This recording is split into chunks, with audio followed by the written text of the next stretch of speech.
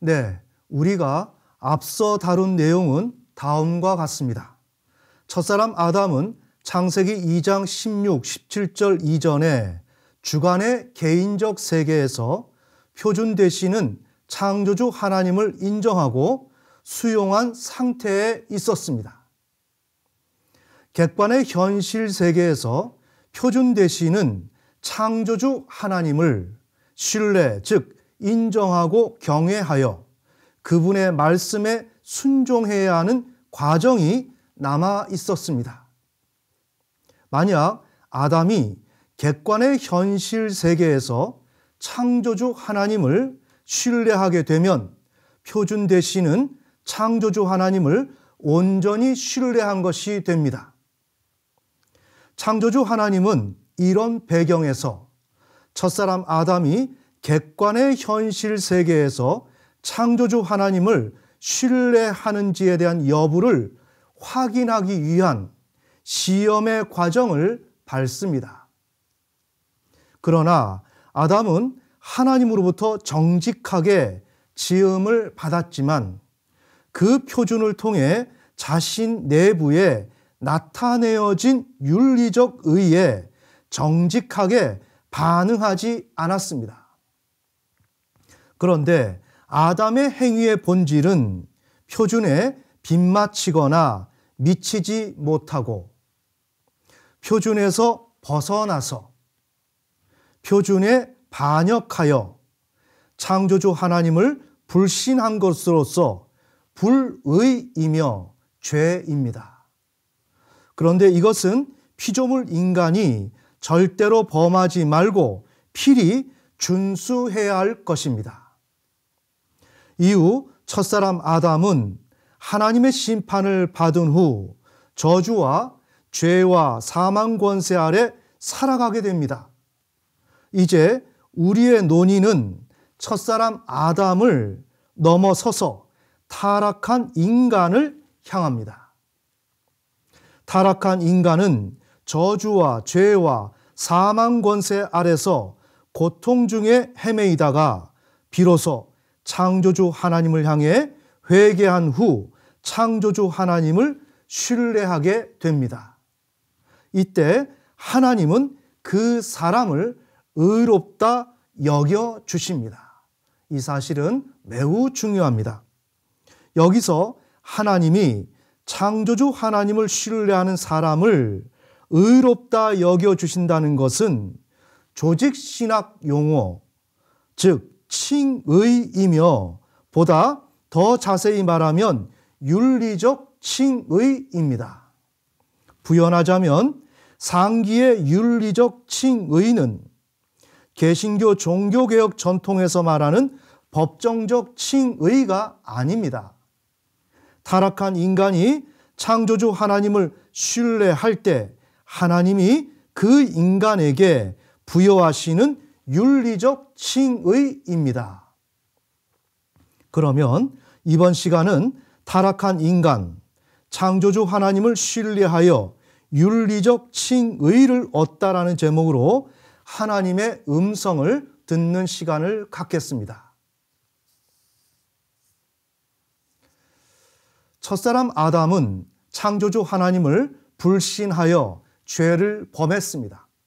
이제 첫사람 아담과 그 후손은 죄인으로 전락되었습니다. 창조주 하나님으로부터 버림을 받아 저주와 죄와 사망 권세에 예속되어 결핍의 삶을 살아가야만 합니다.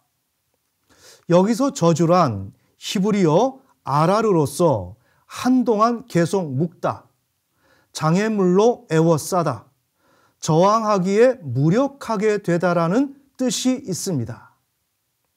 우리는 저주를 하나님이 통치하시는 자연계를 통해서 보다 더 잘 이해할 수 있습니다. 하나님이 저주를 내리시면 땅은 묶이게 되어 장애물로 애워싸임을 당해 저항하기조차 어려운 무력한 상태로 전락되고 맙니다. 따라서 땅은 아무리 저항하고 몸부림을 쳐도 절대로 열매를 맺을 수 없습니다. 인간을 향해 풍요로움을 제공해 줄 수 없습니다. 이와 같이 저주가 임하면 사람이 땅에서 그 어떤 일을 아무리 열심히 한다 할지라도 전혀 이룰 수 없습니다. 이처럼 죄인의 인생은 소모적입니다. 이 시점에 죄인된 인간이 해결해야 할 일은 온 우주와 인류의 경영에 표준 되시는 창조주 하나님을 깨닫는 것입니다. 매우 중요합니다. 그 후 피조물 인간은 객관의 현실 세계에서 표준 되시는 창조주 하나님의 통치에 전혀 개입할 수 없다는 것과 하나님을 신뢰하지 않으면 살 수 없다는 것을 알아 표준 되시는 창조주 하나님을 인정하고 경외하여 그분이 부여하시는 축복을 받아 살아가야만 한다는 사실을 분명히 의식할 수 있는 수준에 이르러야 합니다. 이후 죄인은 반성의 과정을 통하여 창조주 하나님을 향해 회개를 합니다. 자, 여기서 회개란 히브리어 슈브로서 예수 그리스도의 십자가 앞에서 죄를 자백하는 것과 엄연히 구분되는 것입니다. 현재 우리 개신교에서는 회개를 자백으로 이해하고 회개를 잘못 사용하고 있습니다. 그래서 회개란 타락한 인간이 표준 되시는 창조주 하나님을 의식하여 그분께로 되돌아가는 것입니다. 매우 중요하죠. 현재 개신교에서는 회개를 이야기하지만 그 회개는 어디까지나 주 예수 그리스도의 십자가 앞에서 죄를 자백하는 것을 회개라고 말을 하고 있습니다. 그러나 그것은 회개가 아닙니다. 회개라고 하는 것은 온 우주와 인류의 경영에 표준 되시는 창조주 하나님에게로 되돌아가는 것을 회개라고 합니다. 그런데 현재 개신교는 이러한 회개를 사용하지 않습니다. 그렇다면 현재 개신교는 하나님을 경외하지 않는 것이며 신앙의 본질 가운데서 이탈되어 있는 것입니다. 매우 중요하죠. 그럼에도 불구하고 현재 개신교는 회개를 자백으로 사용하면서 잘못된 그 관점을 계속적으로 지속시키고 있습니다. 네, 그러면 우리가 회개에 대해서 좀 더 자세히 살펴보겠습니다. 회개에 대해서 명확하게 보여주는 것이 누가복음 15장입니다. KJV 누가복음 15장 16절에서 20절. 그가 돼지들이 먹는 곡식 껍질로 자기 배를 채우려 하되 아무도 그에게 주지 아니하므로 그제야 그가 정신을 차리고 이르되 내 아버지께는 빵이 풍족하여 나누어 줄 수 있는 품꾼이 얼마나 많은가. 그런데 나는 굶어 죽는구나. 내가 일어나 내 아버지께 가서 그분께 이르기를 아버지 내가 하늘을 대적하여 죄를 짓고 아버지 앞에 죄를 지었사오니 더 이상 아버지의 아들이라 불릴 자격이 없나이다. 자, 여기서 잠시 보더라도 회개라고 하는 것은 성부 하나님과의 관계 속에서 다루어지는 것입니다. 성자 하나님이신 주 예수 그리스도의 십자가 앞에서 다루는 것이 아닙니다. 회개라고 하는 것은 우리 주 예수 그리스도께서 신약 시대에 오셔서 말씀해 주셨던 것처럼 성부 하나님을 향해서 돌이키는 것을 말하는 것입니다. 자, 이어서 읽겠습니다. 나를 아버지의 품꾼 중 하나로 삼아 주소서 하리라 하고 일어나서 자기 아버지께로 가니라. 아버지께로 돌아가는 것, 성부 하나님께로 돌아가는 것, 구약의 언어로 말하자면 여호와께로 돌아가는 것, 이것이 회개라는 것입니다. 이와 같이 회개란 예수 그리스도의 십자가 앞에서 죄를 자백하는 것이 아닙니다. 온 우주와 인류의 경영에 표준되시는 창조주 하나님께 되돌아가는 것입니다. 이것이 바로 회개입니다. 현재 개신교는 회개를 잘못 사용하고 있습니다. 그래서 하나님의 그 백성들을 하나님에게로 이끄는데 큰 실수를 범하고 있습니다. 자, 그러면 다음의 내용을 살펴보겠습니다. 이후 타락한 인간은 창조주 하나님을 향해 회개한 후 표준 되시는 창조주 하나님을 신뢰, 즉 인정하고 경외합니다.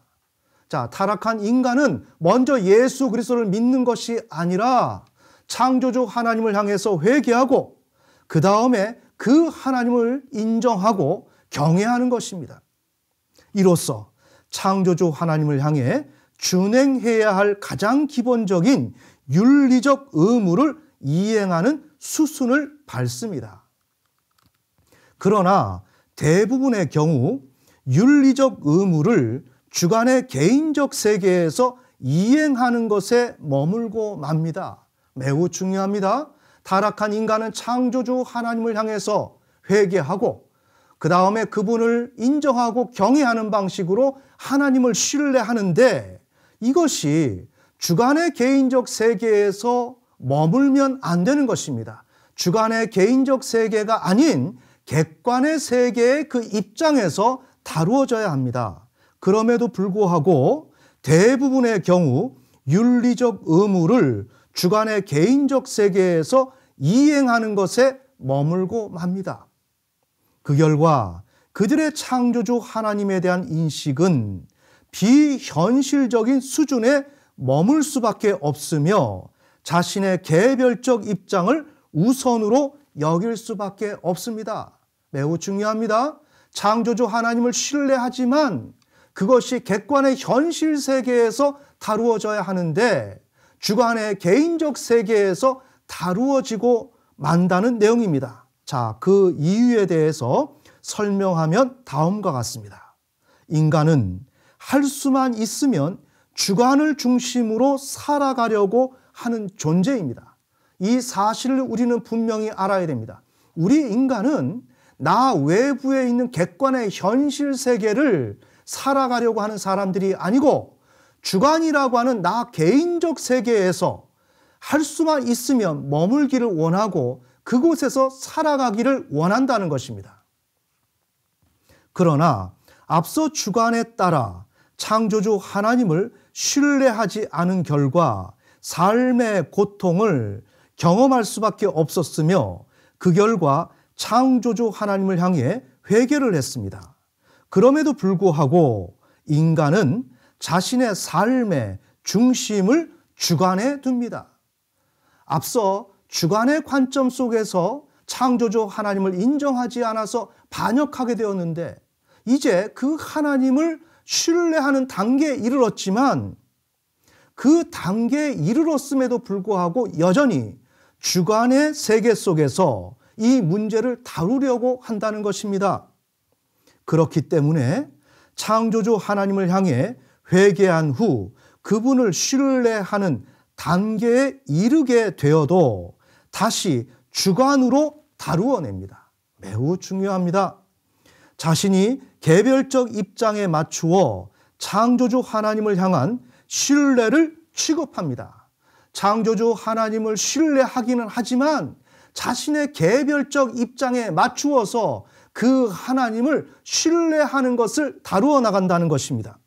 바로 이런 이유 때문에 타락한 인간의 창조주 하나님을 향한 신뢰는 주관의 개인적 세계에서 이행한 것에 불과합니다. 이와 같이 타락한 인간은 창조주 하나님을 향해 회개한 후 표준 되시는 창조주 하나님을 신뢰, 즉 인정하고 경외합니다. 이렇게 하여 창조주 하나님을 향해 준행해야 할 가장 기본적인 윤리적 의무를 이행합니다. 그러나 이것은 주관의 개인적 세계에서 이행한 것으로서 객관의 현실 세계가 요구하는 수준에 이르지 못한 것입니다. 그럼에도 불구하고 창조주 하나님은 죄인이 미약하나마 윤리적 의무를 이행한 것을 의롭다 하십니다. 매우 중요하죠. 의롭다 여겨주신다는 것입니다. 이렇게 하여 창조주 하나님을 반역하여 타락한 인간은 창조주 하나님을 향한 회개와 신뢰로 의롭다함을 얻습니다. 그러나 이것은 주간의 개인적 세계에서 이행한 것으로서 미완성된 것입니다. 네, 결론의 말씀을 맺겠습니다. 첫사람 아담은 창세기 2장 16, 17절에서 창조주 하나님을 불신하여 저주와 죄와 사망 권세에 예속되었습니다. 하나님의 심판을 받은 후 저주와 죄와 사망 권세 아래 살아가게 됩니다. 이후 우리의 논의는 첫사람 아담을 넘어 타락한 인간을 향하게 됩니다. 타락한 인간은 저주와 죄와 사망 권세 아래서 고통 중에 헤매이다가 비로소 창조주 하나님을 향해 회개한 후 창조주 하나님을 신뢰하게 됩니다. 이때 하나님은 그 사람을 의롭다 여겨주십니다.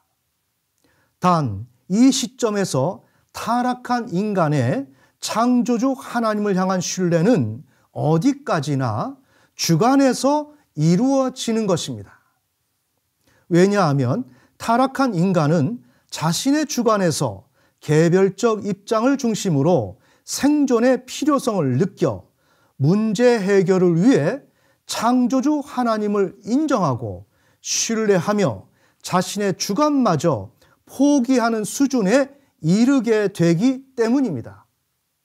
그 결과 최초 타락한 인간의 창조주 하나님을 향한 신뢰는 주관을 벗어나지 못하여 객관에서 이루어지는 온전한 것이 되지 못합니다. 불완전한 것이 됩니다. 바로 이런 이유 때문에 하나님은 그 사람을 의롭다 여겨주시는 것입니다. 부연하자면 하나님은 최초 타락한 인간의 창조주 하나님을 향한 신뢰를 의로운 것이라고 단정을 짓지 않습니다. 의로 여겨주십니다. 그런데 그렇게 의로 여겨주시는 것은 그 신뢰, 즉 그 믿음이 주관에서 이루어지는 것으로서 불완전한 것이기 때문입니다. 바로 이런 이유 때문에 하나님은 타락한 인간이 창조주 하나님을 신뢰할 때 그 믿음을 의롭다 여겨주시는 것입니다. 매우 중요합니다. 이와 같이 타락한 인간은 저주와 죄와 사망 권세 아래서 고통 중에 헤매이다가 비로소 창조주 하나님을 향해 회개한 후 창조주 하나님을 신뢰하게 됩니다. 이때 하나님은 그 사람을 의롭다 여겨주십니다. 이것은 조직신학 용어로서 칭의라고 하며 본 연구에서는 윤리적 칭의라고 합니다. 그러나 그 믿음과 칭의는 불완전하고 미완성된 것입니다. 네, 오늘은 여기까지 하겠습니다.